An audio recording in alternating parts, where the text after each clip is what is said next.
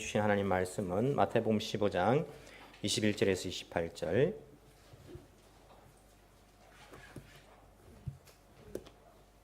마가복음 7장 24절에서 30절 두 곳을 보도록 하겠습니다.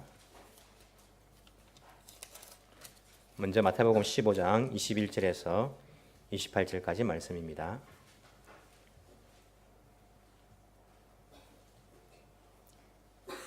마태복음의 말씀을 먼저 읽도록 하겠습니다. 마태복음 15장 21절에서 28절. 예수께서 거기에서 떠나서 두로와 시돈 지방으로 가셨다. 마침 가나안 여자 한 사람이 그 지방에서 나와서 외쳐 말하였다. 다윗의 자손이신 주님, 나를 불쌍히 여기주십시오. 내 딸이 귀신이 들려 괴로워하고 있습니다. 그러나 예수께서는 한마디도 대답하지 않으셨다. 그때 제자들이 다가와서 예수께 간청하였다. 저 여자가 우리 뒤에서 외치고 있으니 그를 안심시켜서 떠나 보내주십시오. 예수께서 대답하셨다. 나는 오직 이스라엘 집에 길을 잃은 양들에게 보내심을 받았을 따름이다. 그러나 그 여자는 나와서 예수께 무릎을 꿇고 간청하였다. 주님, 나를 도와주십시오. 예수께서 대답하였다. 자녀들의 빵을 집어서 개들에게 던져주는 것은 옳지 않다. 그 여자가 말하였다. 주님, 그렇습니다. 그러나 개들도 주인의 상에서 떨어지는 부스러기는 얻어먹습니다. 그제서 예수께서 그 여자에게 말씀하셨다. 여자여, 참으로 내 믿음이 크다. 내 소원대로 되어라. 바로 그 시각에 그 여자의 딸이 나았다. 마가복음 7장 24절에서 30절까지입니다. 마가복음 7장 24절에서 30절까지 같은 내용의 다른 버전입니다. 7장 24절에서 30절 읽어드리겠습니다. 예수께서 거기에서 일어나셔서 두로 지역으로 가셨다. 그리고 어떤 집에 들어가셨는데 아무도 그것을 모르기를 바라셨으나 숨어 계실 수가 없었다. 악한 귀신 들린 딸을 둔 여자가 곧바로 예수의 소문을 듣고 와서 그의 발 앞에 엎드렸다. 그 여자는 그리스 사람으로서 시로페니키아 출신인데 자기 딸에게서 귀신을 쫓아내 달라고 예수께 간청하였다. 예수께서 그 여자에게 말씀하셨다. 자녀들을 먼저 배불리 먹여야 한다. 자녀들이 먹을 빵을 집어서 개들에게 던져주는 것은 옳지 않다. 그러나 그 여자가 예수께 말하였다. 주님, 그러나 상 아래에 있는 개들도 자녀들이 흘리는 부스러기는 얻어먹습니다. 그래서 예수께서 그 여자에게 말씀하셨다. 내가 그렇게 말하니 돌아가거라. 귀신이 내 딸에게서 나갔다. 그 여자가 집에 돌아가서 보니 아이는 침대에 누워있고 귀신은 이미 나가고 없었다. 아멘. 우리 시간 특송 시간입니다. 우리 늘 성경 공독하고 특송 하시고 싶은 분들은 신청하라고 말씀드렸는데 특송 신청이 들어왔습니다. 우리 박영아 집사님 오늘 특송해 주시겠습니다.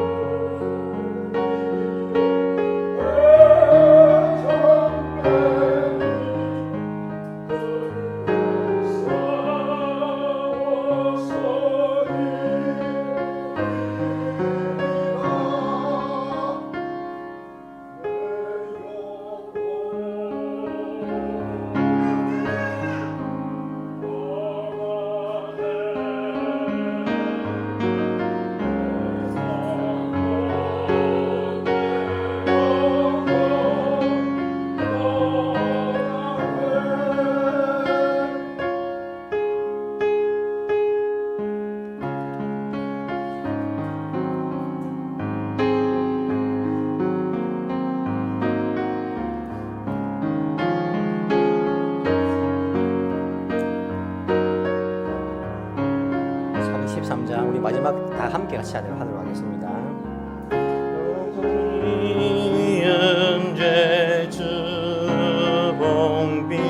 가얗더라도 주 예수 그리스도 아니며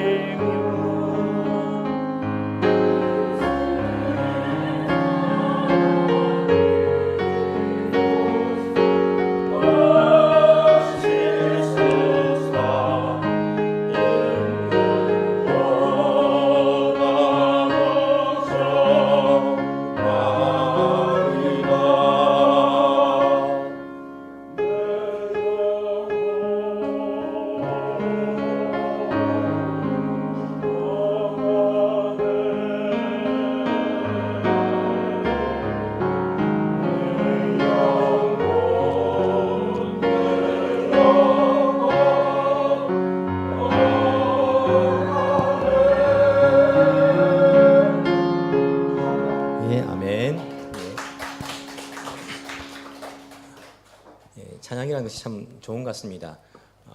우리 심령을 어떻게 보면 또 위로해 줄 때도 있고 올려줄 때도 있고 어떤 사람이 그런 이야기를 하더라고요.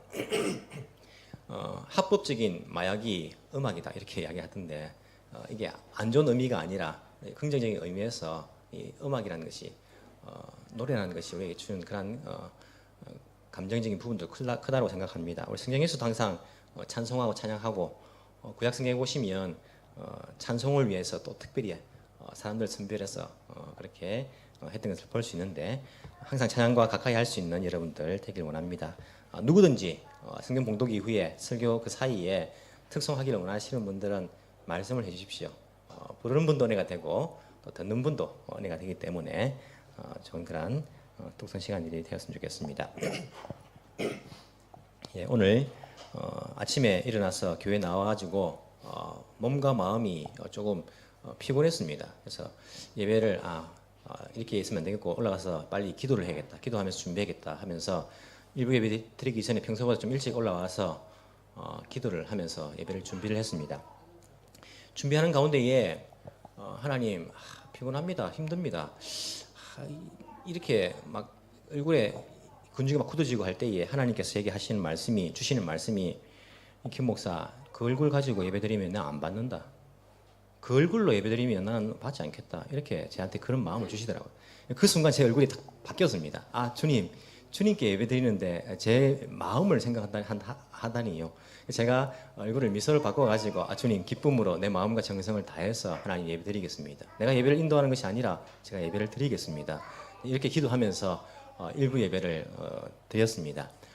여러분들도 우리 하나님께 예배드려 나왔기 때문에 우리 기쁨과 즐거움을 가지고 은혜 가운데서 하나님께 예배를 드렸으면 좋겠습니다. 하나님께서는 가인의 제사를 받지 않으셨습니다. 아벨의 제사를 받으셨습니다. 무슨 말씀입니까? 같은 우리가 공간에서 예배를 드려도요. 에덴 교회 2부 예배 통째로 하나님 받으시는 것이 아니라 같이 예배를 드려도 누구누구의 예배를 받으십니다. 누구누구의 예배를 받지 않으십니다. 그런 일이 일어난다니까요. 그러니까 여러분들이 예배를 받으시는 그러한 예배가 되기 위해서 우리의 마음과 정성을 다 함께 그렇게 모두어서 하나님을 예배할 수 있는 그러한 이 한 시간 되기를 간절히 소망합니다. 여러분들 성경을 읽고 계시죠? 성경을 읽어야지 여러분들의 삶이 바뀝니다. 제가 이렇게 보면 성경을 읽어 나가시는 분들 보이지 않습니까? 고백하는데 삶이 이렇게 조금씩 바뀌고 느끼는 것이 바뀌는 것이 보입니다. 일본어 예배를 드릴 때도 그 일본어 성경을 읽고 계신 분들이 계신데 그런 이야기들을 제가 이렇게 딱 들어보면 역시 말씀을 읽어야지 우리의 삶이 변하는구나 라고 그런 다시 한번 확신을 느끼게 되는데 여러분들 말씀을 열심히 그렇게 읽으시길 바랍니다. 성경을 읽으면요 반드시 생겨나는 것이 있습니다. 뭘까요? 여러 가지가 있겠는데 성경을 읽으면 반드시 생겨나는 것이 질문입니다. 질문이 반드시 생겨납니다. 왜냐하면 성경은요 결코 쉬운 책이 아니거든요. 그렇기 때문에 반드시 질문이 생겨나게 되어 있습니다. 질문이 안 생겨난 것은 진짜 그냥 막 빨리 이렇게 넘어가면 질문 안 생깁니다. 무슨 뜻인지도 모르고 그냥 넘어가면. 하지만 천천히 의미를 생각하면서 읽으면요 성경을 읽으면서 반드시 질문이 생겨나게 되어 있습니다. 그럼 질문이 생겨나면 어떻게 하면 좋습니까? 질문이 생겨나면 어떻게 하면 좋습니까? 무조건 믿습니까? 무조건 믿으면 됩니까? 모르겠습니다. 무조건 믿으면 됩니다. 그냥 모르지만은 그것도 좋은 방법입니다. 요즘은 질문 생기면요 인터넷에 막 뒤집니다. 검색하지 않습니까? 물어봐라 네이버. 물어보면 다 대답해 주지 않습니까? 근데 한 가지 문제는 뭡니까? 거기에 찾았던 그 답이 정말 올바른 답일까 아니면 잘못된 답일까 이것도 구분하기가 쉽지 않습니다. 워낙 많은 정보들이 있기 때문에. 그래서 질문이 생기면 좋은 방법이 뭐냐면 목사에게 물어보는 겁니다. 신학을 공부하는 사람이 가서 물어보는 것이 제일 좋은 방법입니다. 여러분 저한테 와서 물어보시면 됩니다. 그러면 제가 즉시 대답할 수 있는 것은 대답해드리고 대답 못하는 것은 또 연구해가지고 대답해 드릴 수 있기 때문에 언제든지 저한테 물어보십시오. 제가 그것 때문에 있는 거 아닙니까? 많이 이용해 주시기 바랍니다. 예, 저한테 물어보시면 됩니다. 지난주에 우리 성경 모임 이제 2시에 모여서 성경 읽었지 않습니까? 읽는 가운데에 한 분이 오셔가지고 저한테 질문했습니다. 목사님, 이거 왜 예수님께서 이렇게 하셨습니까? 라고 질문했습니다. 제가 뭐 당장에 대답할 수 있는 부분들도 있었지만은 그 말씀을 가지고 계속 한 주간 동안 묵상하면서 왜 그랬을까? 왜 그런 의미가, 왜 어떤 의미가 있기 때문에 그렇게 하셨을까라고 이렇게 고민하면서 묵상을 했습니다. 그것이 오늘 설교의 내용입니다. 이 본문의 말씀을 가지고 제게 질문을 해 오셨습니다. 왜 이런 일이, 왜 이렇게 하셨습니까? 라고 이렇게 묻는데 이걸 가지고 제가 한 주간 동안 묵상하면서 답을 찾아왔습니다. 오늘 우리가 마태복음에 있는 15장 21절 28절, 마가복음의 7장 24절에서 30절 말씀을 읽었습니다. 같은 내용입니까? 다른 내용입니까? 같은 내용입니다. 하지만 다른 부분이 있습니까? 없습니까?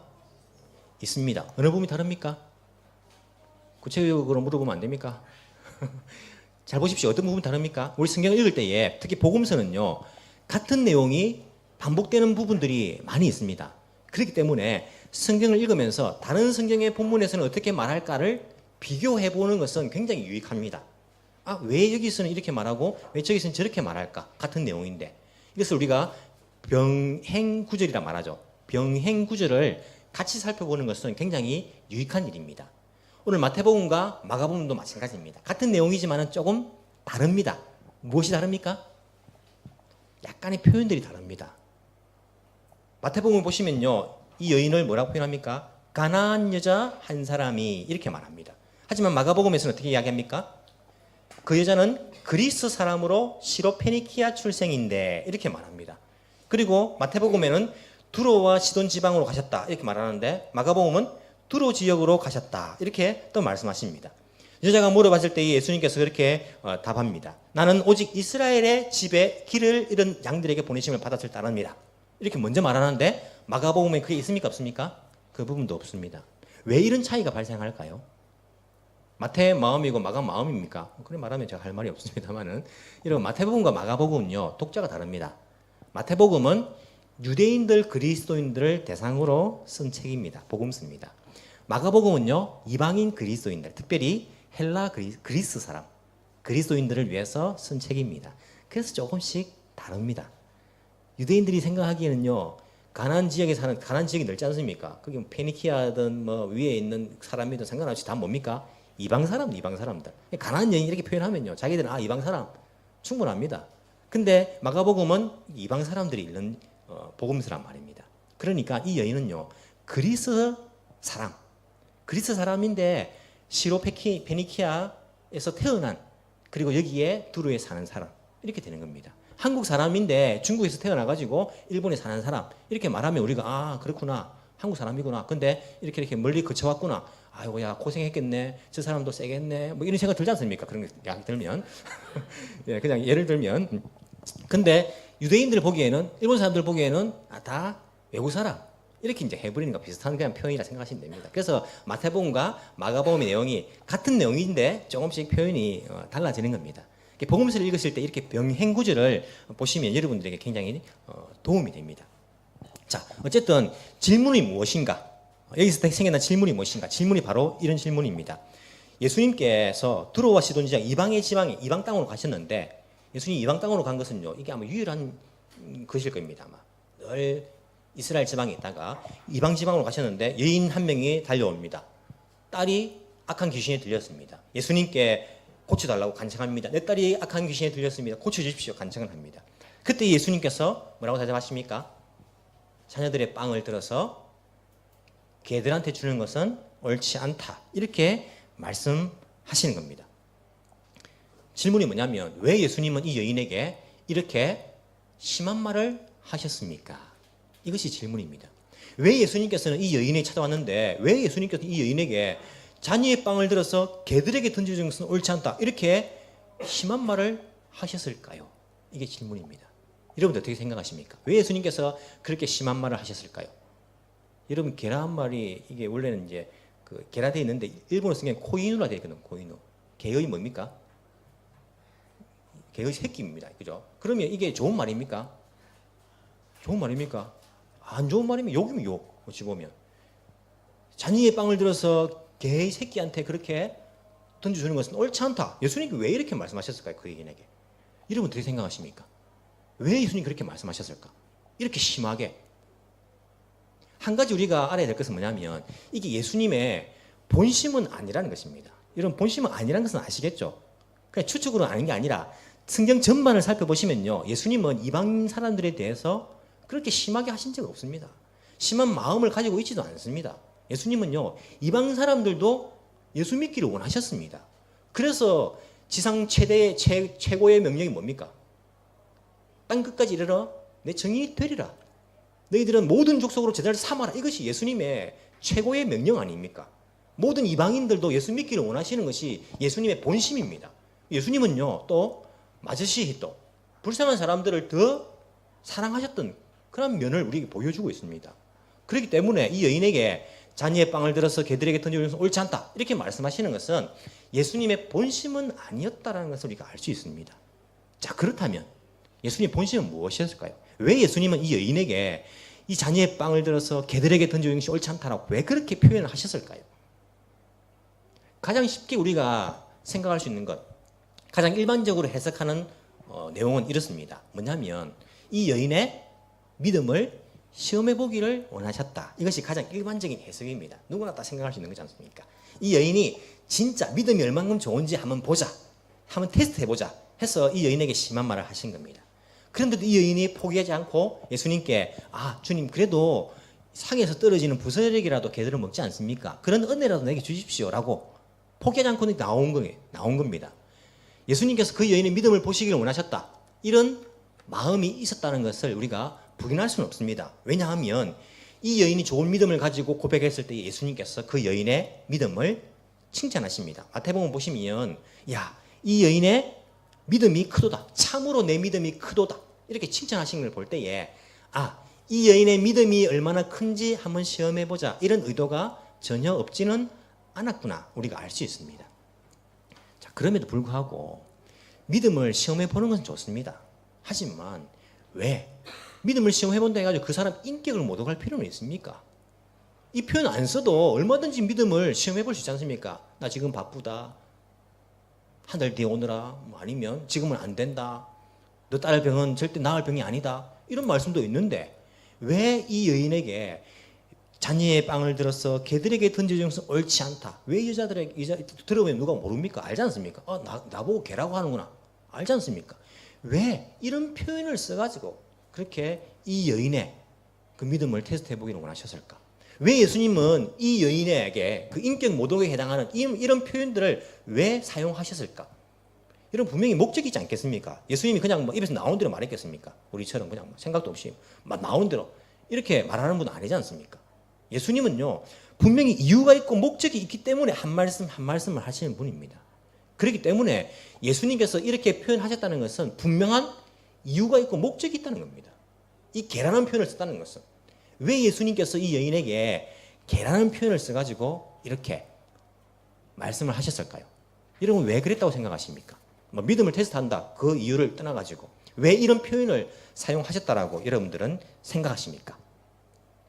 이것을 생각하기 위해서는 우리가 이 당시에 예수님과 함께 있던 사람으로 우리가 같이 돌아가 봐야 됩니다.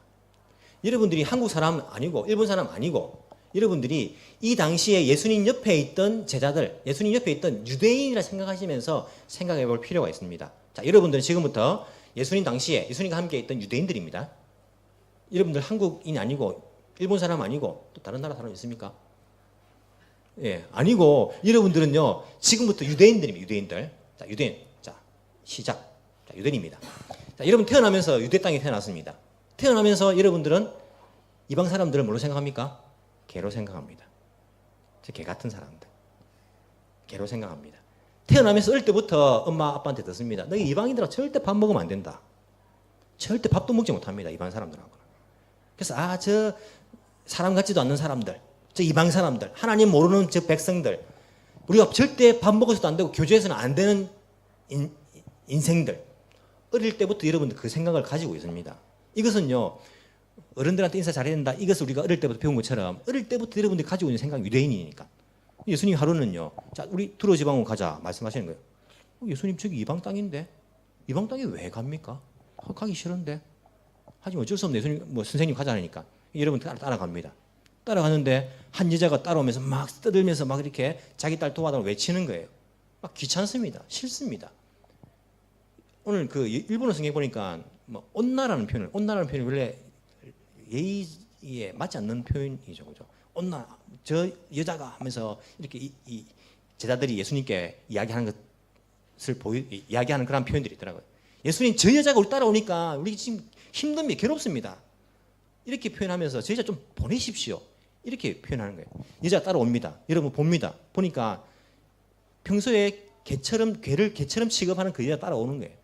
따라오면서 막 큰 소리 지르니까 아이고 이방 사람들 저 쇼가 나이나 어쩔 수 없네 어쩔 수 없어 하면서 예수님 시끄럽습니다. 우리가 지금 굉장히 곤란합니다. 조금 제발 좀 가라 하십시오. 이렇게 이야기합니다. 근데 예수님께서 돌아보시면서 하시는 말씀이 나는 이스라엘의 잃어버린 양들을 위해서 나 이스라엘 사람들에서 난 온 거야. 이렇게 말씀하시는 거예요. 여러분 그 이야기 듣습니다.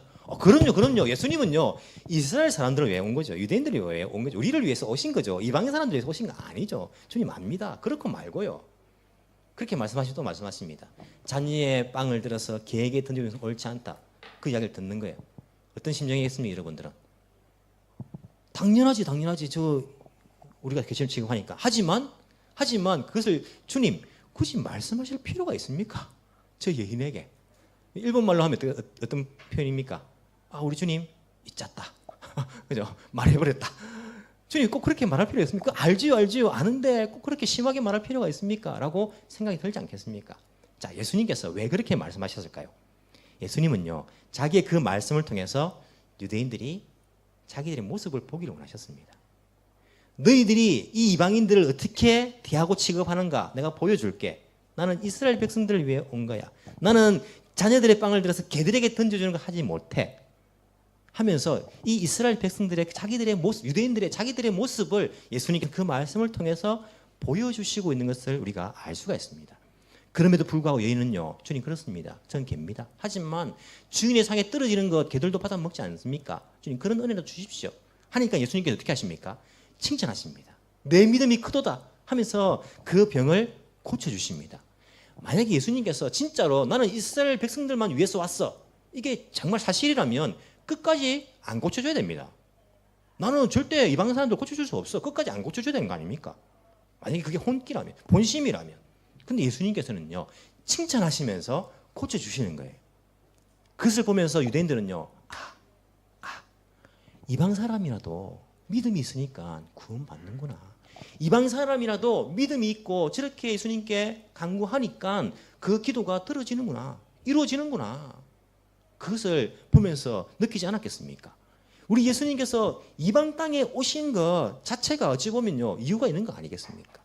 유대인들에게 예수님께서는요, 가르쳐 주고 싶어 하시는 그 부분들도 있었다는 것입니다.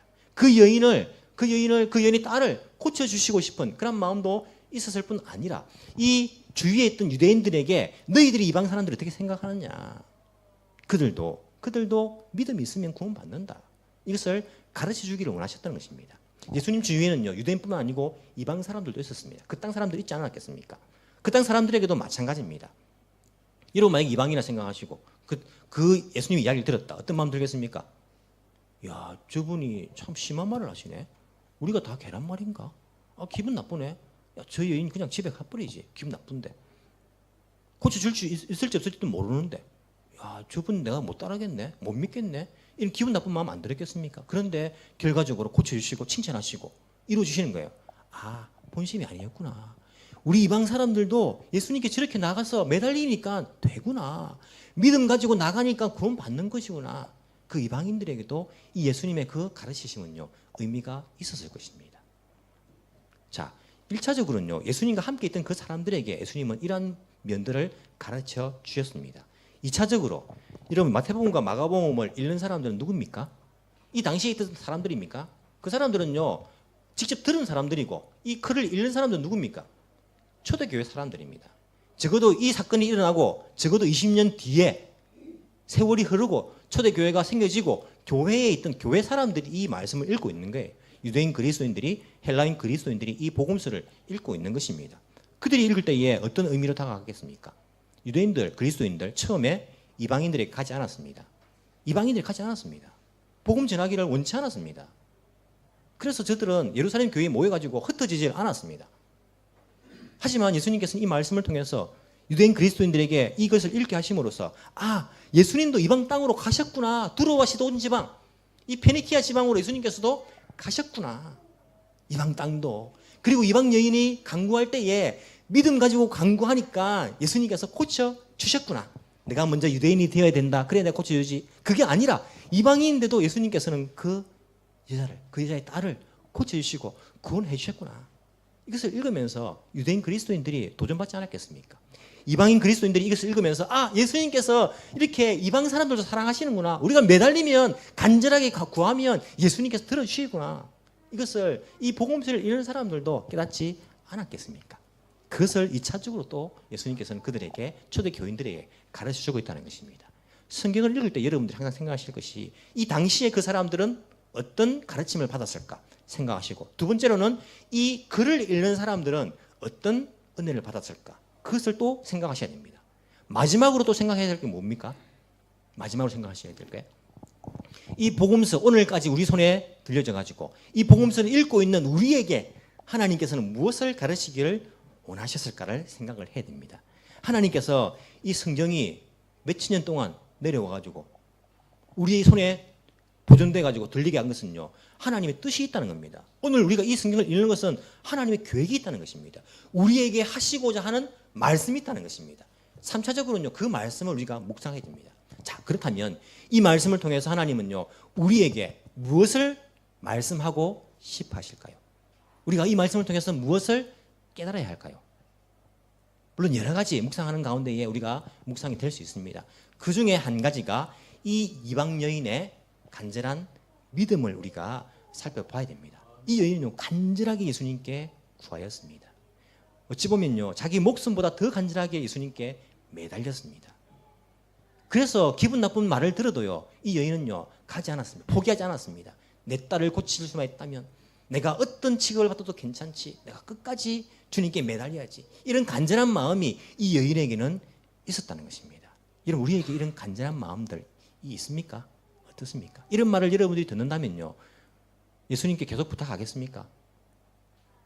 이런 말을 들으면 기분 나빠가지고 그냥 포기하지 않겠습니까? 제가요, 일본어 학교 와가지고 제일 처음에 다닐 때에 일본어 선생님, 친한 분이 계셨는데 그분이 수업을 하면서 그런 이야기를 하시더라고요. 어떤 이야기 하냐면 한국을 자주 가시는 분이에요. 한국 좋아서 한국 자주 가고, 좋아서 가는지는 모르겠지만 자주 가고 거기서 뭐 물건도 사오고 하시는 분인데, 자기 남편은 한국 사람에 대해서 그렇게 이야기한다고 우리 수업 중에 이야기하는 거예요. 뭐라 하냐면 한국 사람들은 밥을 어떻게 떠먹습니까? 이렇게 떠먹지 않습니까? 이렇게. 그렇죠? 이렇게 떠먹고 일본 사람들은 밥그릇을 들어서 먹고, 자기 남편은 그렇게 이야기한다는 거예요. 한국 사람들 밥 먹는 것은 개처럼 먹는다라고 이렇게 이야기하는 거예요. 그 이야기를 하시는 거예요. 제가 기분 좋겠습니까? 안 좋겠습니까? 기분이 상하더라고요. 내가 우리 보고 개라는 말이잖아. 저는 가만히 있으면요, 굉장히 착하고 친절하거든요. 선생님은 친절하고 잘하고 말 잘 듣고 하는데, 또 이게 한번 건들면 이게 상당히 또 가만히 있지 못하는 성격이라 가지고, 그때 일본말도 잘 안 되는데 급하게 핸드폰 사진 막 찾아가지고 어떻게 말할까 해가지고, 선생님 그렇게 말합니까? 그 일본 사람들 어떻게 드십니까? 제가 물어봤습니다. 물어보니까 밥그릇 들고 이렇게 먹는다는 거예요. 우리 한국 사람들은요, 밥그릇 들고 먹으면 그 사람들은 쌍놈이라 합니다. 쌍놈이 이게 찾아보니까 없어가지고 야만이 이런 게 있더라고요. 야만이라고 우리 합니다. 제가 굳이 그 말을 이렇게 한 거예요. 제가 일본 영혼을 사랑해서 왔습니다. 제가 일본 문화를 존중합니다. 다 어찌 보면요, 제가 일본 땅에 살고 있기 때문에 또 다 받아들이고 그렇게 하지만은 괜히 개라는 취급을 받으니까 기분이 나빠가지고 그게 막 나오더라니까요. 여러분들 만약 그런 취급 받으면요, 가만히 있겠습니까? 잔이의 빵을 들어서 개들에게 던져주는 것은 마땅치 않다. 내가 줄 수 없어. 개 같은 너희들한테. 이런 이야기 들었으면요, 여러분들은 예수님 그래도요 상에서 떨어지는 부스러기라도 주십시오 라고 매달리겠습니까? 이게 쉽지 않다는 겁니다. 여러분, 우리가 오늘날 교회 나오면서 조금만 마음 상한 이야기 들어도요, 우리가 교회 안 나와버립니다. 주님 그렇다면요, 나 아마 교회 안 나와버리죠 뭐. 우리 그런 마음 들지 않습니까? 그런데 이 여인은요, 간절하게 예수님께 매달렸습니다. 요나서에 보시면요, 요나가 하나님께 부름을 받았습니다. 저 니네웨 가서 내 말씀을 전해라. 부름 받았습니다. 싫습니다. 내가 왜 저 인간들에게 갑니까? 개 같은 인간들한테 왜 갑니까? 못 간댔습니다. 그래가 도망갔습니다. 도망가다 어떻게 됩니까? 요나는 물고기 뱃속에 갇힙니다. 물고기 뱃속에서 3일 동안 갇혀가지고 뭐 합니까? 기도하는 거예요. 제가 한 번 말씀드린 적이 있는데 물고기 뱃속이 어떻게 했습니까? 피노키오가 있는 것처럼 책상도 있고 불도 있고 거기 뭐 글을 쓰고 있겠습니까? 여러분, 물고기 뱃속은요 그냥 소화되는 기관입니다. 거기는 그 들어가면 깜깜하고 정말 온갖 썩어가는 것들이 다 있고 자기도 거기서 정신도 몽롱하고 죽어가는 거예요. 3일 동안 죽어가면서 그 요나가 기도한 내용이 요나서 2장에 보면 나옵니다. 요나서 2장은 요나의 기도 아닙니까? 그 2장 4절에 보면요, 요나가 그런 고백합니다. 주님께. 주님, 제가 주님 앞에서 쫓겨날다 할지라도 다시 한번 주의 성전을 바라보겠습니다 라고 주님께 고백합니다. 무슨 말씀입니까? 자기가 도망가가지고 물고기 뱃속에 있는 것은 주님께 쫓겨난 것, 주님께 버림받은 것으로 느끼시는 겁니다. 나는 이제 죽었구나, 나는 이제 끝났구나. 하지만 내가 주님, 다시 한번 주님의 성전을 바라보겠나이다 라고 고백합니다. 이런 만약에 하나님께서 여러분들이 나타나가지고 야 누구 난 너 싫어, 너 마음에 안 들어, 너는 교회 나와도 천국 못 가, 너 기도해도 난 안 들어줘, 그러니까 고생하지 말고 너 마음대로 살아. 하나님께서 그렇게 말씀하신다면 여러분들 어떻게 하겠습니까? 그래요, 쏘까, 쏘됐을까, 가리맛있다, 알겠습니다. 뭐 그러면 내가 뭐 다른 종교 가든지 뭐 내가 다 뭐 그냥 편하게 이 세상에서 그냥 뭐 잘 먹고 잘 살다가 그럼 뭐 죽어야겠네요. 알겠습니다, 주님. 이렇게 하지 않겠습니까? 요나의 심정 그게 아니라는 것입니다. 한번 주님 앞에서 쫓겨날다 할지라도 내가 다시 한번 주님을 바라보겠습니다. 이 여인의 심정 가지고 요나가 기도하고 있는 것입니다. 왜 그렇습니까? 구원의 길이 다른 곳에 없기 때문에, 여러분들의 기도를 들으시는 신은 하나님밖에 없기 때문에, 우리를 구원해 줄 수 있는 분은 예수님밖에 없기 때문에, 다른 길은 없기 때문에 비록 주님 앞에서 내가 쫓겨났을 그러한 느낌이 든다 할지라도 다시 한번 주님을 바라보겠습니다 라고 요나가 고백하고 이 여인이 고백하는 거예요. 이 간절한 심정으로서, 목숨을 걸고 간절한 마음으로서 주님께 매달리고 있는 이 요나의 심정, 이 여인의 심정을 여러분들이 느껴보시기 바랍니다. 이런 현대인들은요 간절한 게 없는 것 같아요. 웬만하면 다 돈으로 되니까 별로 간절한 마음이 없는 것 같아요. 여러분들에게 얼만큼만의 그런 간절한 마음들이 있습니까? 여러분 간절한 마음들이 있습니까? 잘 모르겠습니까? 여러분 핸드폰 내가지고 메모장 혹은 볼펜 있으면 써가지고 한번 써보십시오. 내가 지금 간절히 원하는 거 한번 써보십시오.